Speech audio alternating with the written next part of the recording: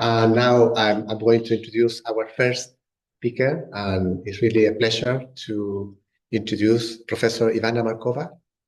She's Professor of Psychiatry at Hull York Medical School, University of Hull, and she's also Honorary Consultant in Psychiatry at the Department of Psychological Medicine with the Humber Teaching NHS Foundation Trust.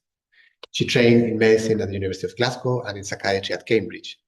In Cambridge, she completed a master's in the history and philosophy of science and obtained her higher doctorate in medicine with a thesis on the structure of the concept of insight. Current research focuses on the epistemology of psychiatry and mental symptoms, and her clinical work is in liaison psychiatry and Huntington's disease. Welcome. Thank you very much, Alvaro, for inviting me and having the opportunity to participate in what sounds like a very interesting meeting. So I'm going to talk about the historical epistemology of psychiatry, and I'll explain a little bit what I mean, but essentially I'm talking about conceptual exploration in psychiatry. And there are two main points that I want to highlight in my talk. Firstly, I want to argue that conceptual exploration is absolutely crucial for our discipline, for our understanding of mental symptoms, mental disorders. And secondly, I want to also stress that these concepts, including empathy, are not invariant. In other words, they are not fixed in time and space, but they are very changeable and evolve and constantly changing. So those are the two main points I want to really stress. Okay. So this is what I want to do. So first, just say something a little bit about historical epistemology, what it is, why concepts are important. And then I want to move on to illustrate some of these things by looking at the concept of empathy. And all of you who've worked on empathy will appreciate that the literature in this area is absolutely vast. It's impossible to do justice to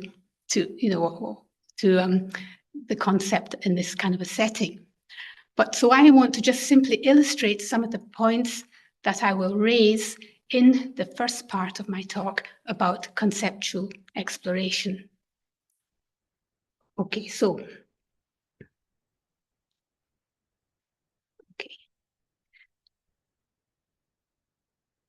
So first of all, just some definitions. So the Oxford English Dictionary defines epistemology as the theory or science of the methods and grounds of knowledge. And essentially, this involves exploring the structure, the origins, and legitimacy of knowledge. Now, psychiatry, I don't think this is working. Should I just use one? I'll just use this. That's it. Okay, thanks. So the epistemological basis to psychiatry is clearly very much more complex than medicine.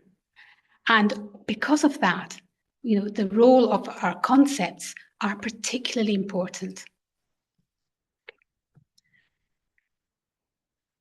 And we can say that concepts are the tools we construct to describe, to organize, and to capture bits of reality, sections of reality. Yeah. And of course, concepts are very heterogeneous. So they differ in terms of their stability, in terms of their complexity, the roles, their functions, the way that they cohere with other concepts, and so on. So it is complicated. And when we come to empathy, well, in recent times, there's been an increase in interest in the concept of empathy, not just in psychiatry, but also in a number of other fields, notably in psychology, in developmental psychology, experimental, social, in aesthetics, and of course, in the neurosciences. But coming back then to concepts, I'm saying that they are very crucial, they're important in psychiatry, and that they're complex. They're complex for a variety of reasons, right? But including the fact that they're capturing what are essentially hybrid phenomena.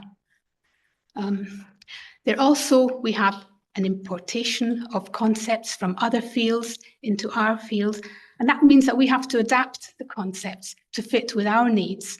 And also, they may be metaphorized.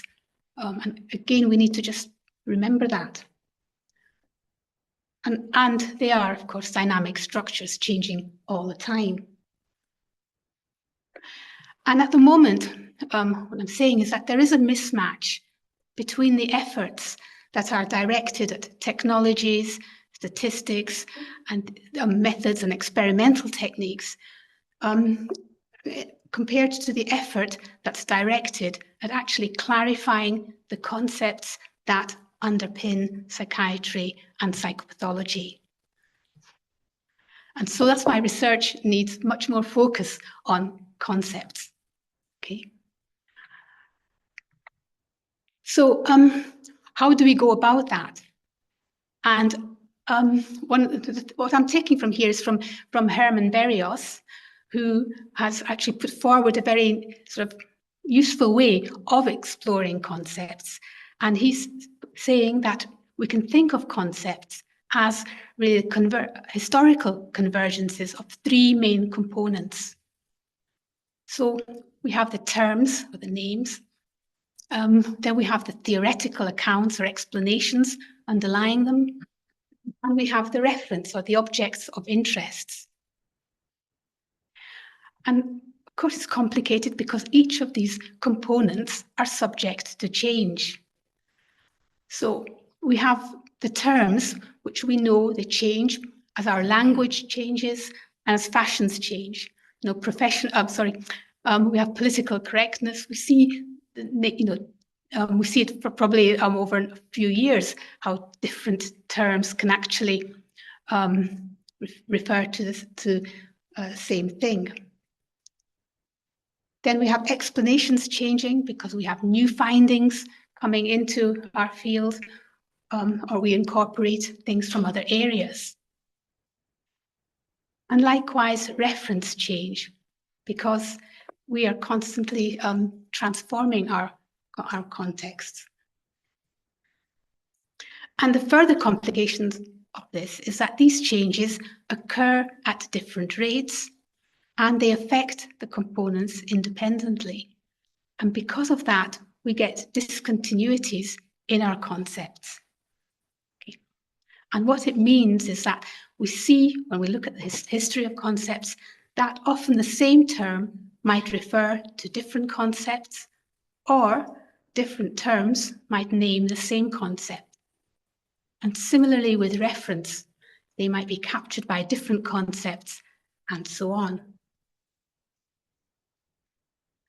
So when it comes to historical epistemology, what we're talking about, well, these are a number of different approaches, but they share the view that scientific thinking and thought, knowledge, needs to be understood in its historical development.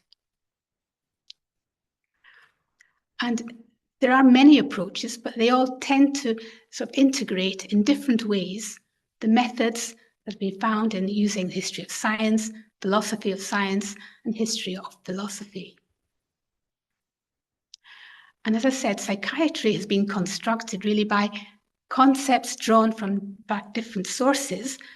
And so one way of using this historical approach is that we look at concepts in terms of their biographies, look at, trace their roots, their biographies, and look at the factors which might have shaped their development and the way they've been put together.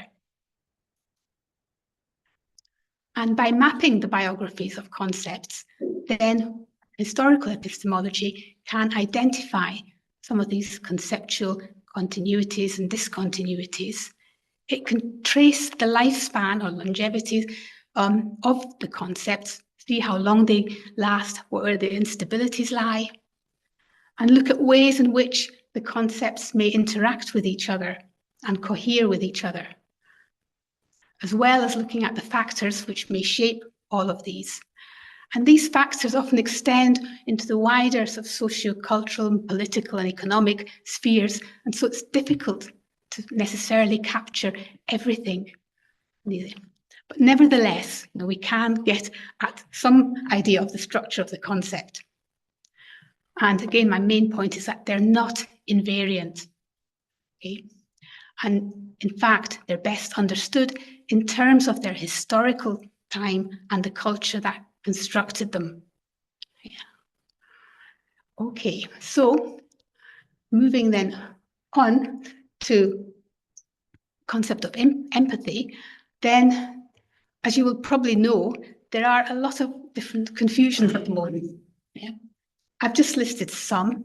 So terminology is a big one. Yeah.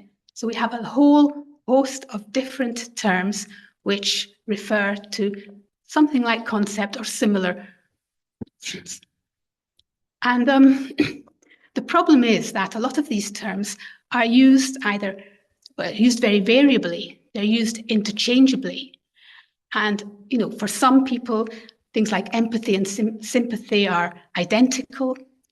For others, they make distinctions. But when there are distinctions made, then often the criteria in terms of distinguishing them vary considerably between different sort of individuals, disciplines, and clinical groups. So that's one area. And then secondly, we don't really know what we're talking about. So what is the process? What exactly is empathy? Are we talking about feelings, cognitions, motor symptoms? There are different distinctions. Are we talking about basic empathy, reenactive empathy? Is it voluntary, involuntary? Is it an instinct or learned? Is it perception, imagination, imitation, simulation? All of these things come into it. Is it inference, intuition? Or perhaps we're talking about brain function or construct, and so on. So all of these things are pretty much unresolved. We don't really know. So maybe this day will help to clarify all of that. Okay. So I'm going to say a little bit about the biography. Let's say it is fairly superficial because of the time, and it's impossible to do everything. So where then did the concept of empathy come from? Okay. So I suppose the modern concept of empathy really developed in aesthetics, in the field of aesthetics. Okay. And it was Robert Vischer, who was an art historian, who coined the term Einfühlung, which was later translated as empathy in 1873. And he did it in his thesis, which was looking at, he was trying to develop his father's work on aesthetics, on sort of appreciation of the beautiful. And he defined it, or he conceived it as a projection of one's whole self into the objects around us. And these objects could be anything. They could be people, animals, landscapes, pieces of art. So it would have made complete sense to say that, he had empathy with a mountain or empathy with a piece of art. Now, although he did draw on some very basic psychology, including imagination, to try to help explain what was happening here, actually it did remain very much sort of a metaphysical notion, really. And this was more related to the fact that he and his family came from a very strong pantheistic background. And his explicit aim, was to look at ways in which, we can merge with the world around us. We can unite with the world around us. Now, Vischer's term, Einfühlung, was then picked up by Theodor Lipps, who was a very an eminent philosopher and psychologist. And I'm mentioning him here because his views were very influential at the time. And there was a lot of debate around the concept of Einfühlung or empathy, with a lot of different explanatory accounts and given. But Lipps was important, as I say, because of his influence. And he did study it in aesthetics, but importantly, he also extended it to knowledge of other people. And he divided really knowledge, or the sources of knowledge, into three main domains. So he said, we know objects through sensuous perception. We know ourselves through inner perception, but we know others through empathy. And he sort of said this was not an inference, but an irreducible fact.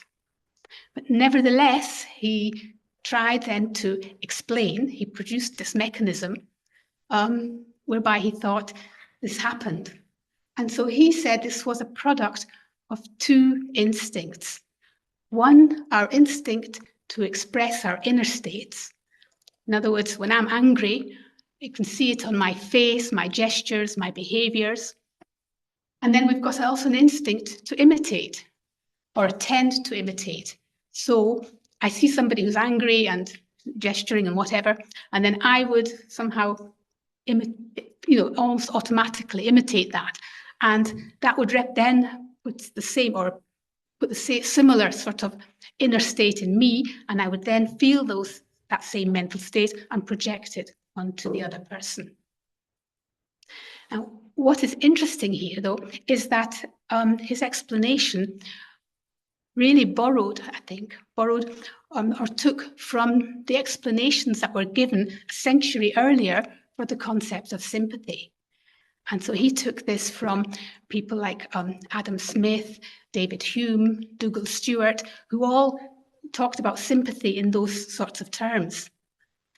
And so this is, I suppose, one of the areas where there's sort of overlap between sort of explanations, terms, and so on. Anyway, as I said, there was lots of debate around sort of the beginning of the 20th century around this, but then gradually the interest kind of receded in the thing. But the phenomenologists then took this up. Edith Stein, who wrote her thesis on the concept of empathy.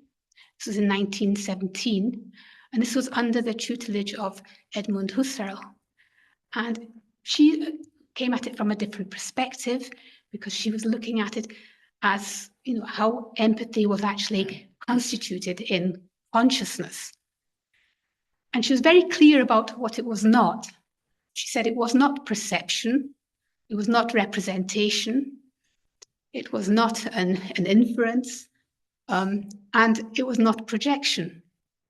Right? And it certainly wasn't putting oneself into the position of somebody else, because that would be an assumption.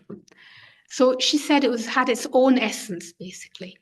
It's sui generis, it had its own essence, and she defined it in terms of her notions of primordiality. And by that, she meant this was a direct, lived-in experience of the I or the self.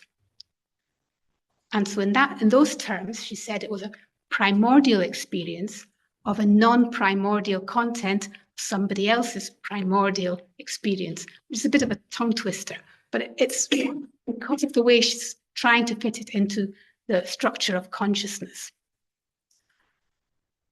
But as you can see, what I'm trying to show here is that at that time, we've got here three different forms of empathy. And really, there's very little that they have in common apart from the term itself.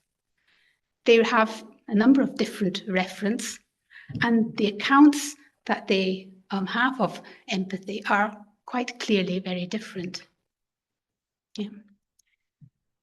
Okay, so I want then to mention then the second line, the second biographical line, where we can see that the notion of empathy has also been shaped, or current notions of empathy, and that seems to be linked to or derived really from the concept of understanding.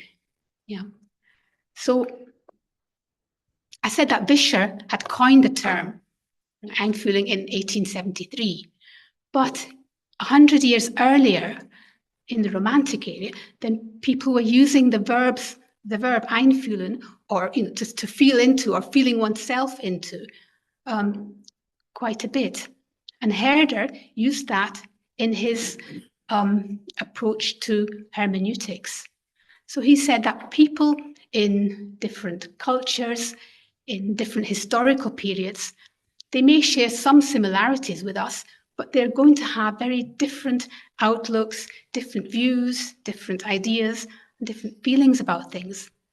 And so if we really want to understand a text, we need to also understand the authors, the way of thinking, what they were feeling at the time. And so when he's saying feeling into, it meant feeling into the author. And here he was talking about not like a projection, like Lips or Vischer were kind of saying, but more complicated and research-focused, where we're looking at the historical context, linguistic usage, how they use the words, and then making an imaginative jump to try to recapture what was going on in the author's mind. Okay.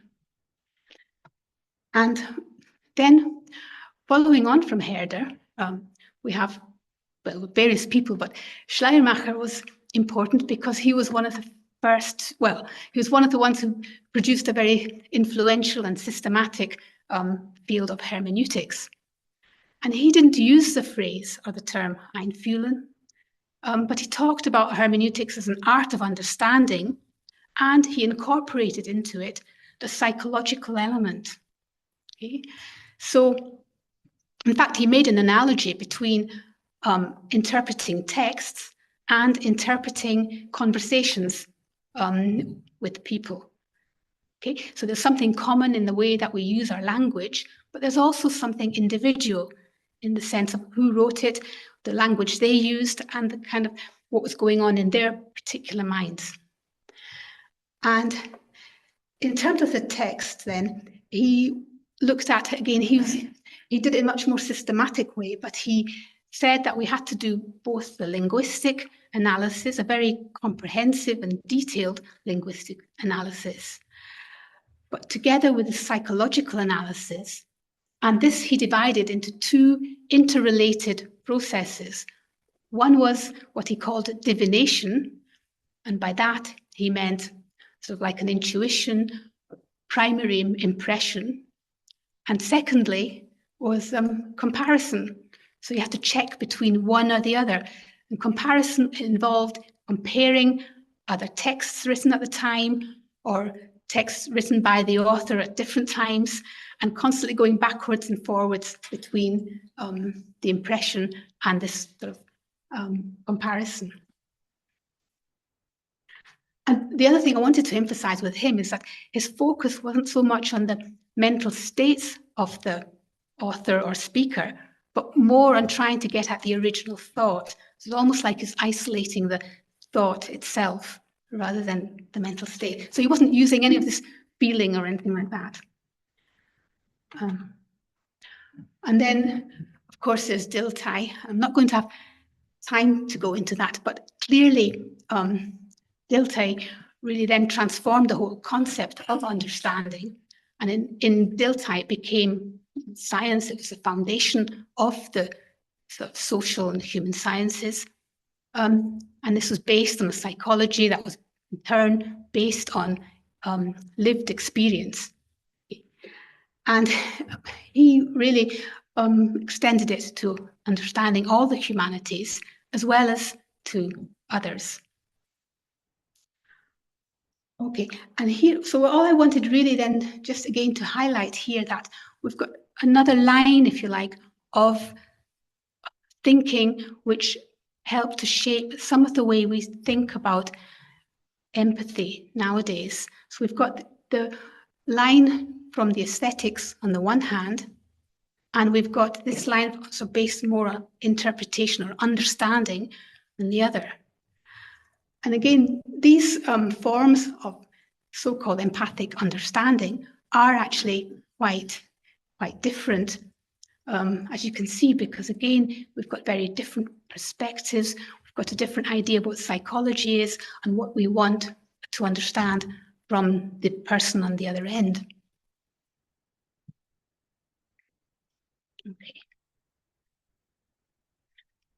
Okay.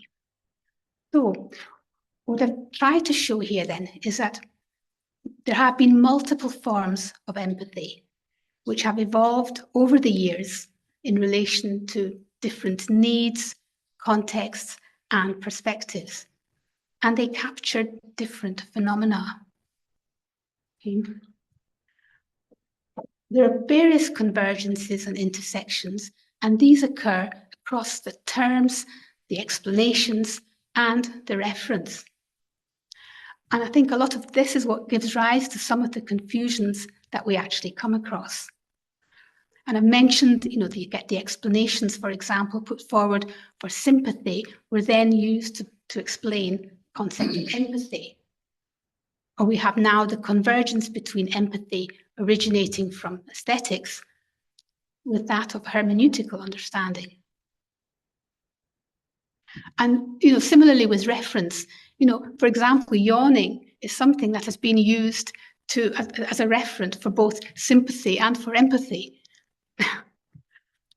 Okay, but by identifying these sorts of issues, right, then this historical epistemological approach is able also to raise important questions, really, to consider when we want to define empathy, particularly really for, I suppose, relevant for any empirical work that we want to do. And I've got two questions here which always strike me. But one is, is it a similar process, really, when we involve empathy of others as opposed to, texts? So, can we really think of it as a similar process when we're actually interacting with somebody and when we're reading somebody else? That's, I suppose, the question. And then I think for me, what is one of the crucial questions here is really the epistemological position that we have. Because what is the difference between conceiving empathy from an individualistic position and that, when we compare it from a relational or intersubjective position? I think that makes a huge difference. Okay, so I'm going to conclude now. So what I've been saying is that concepts are central to understanding psychiatry, mental disorders, and mental symptoms. And a brief examination of the historical epistemology of empathy shows that the concept is not invariant. It is not fixed in time and space. But its various forms do show different levels of ontological stability, and they reflect various meanings in capturing different phenomena at different times and contexts. In addition, this kind of approach identifies, I think, questions which are necessary to address when we want to clarify, what we're trying to do, whether it's in the clinical situation or in the research situation.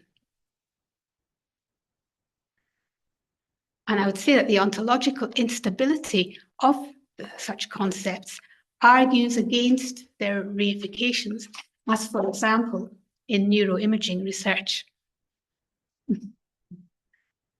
And I think rather more usefully, we can be focusing on identifying and exploring aspects of the clinical phenomena that may be important from a therapeutic or other perspective. And again, just to end, I think research methods have to be guided by a clear understanding of the concepts involved. Thank you very much.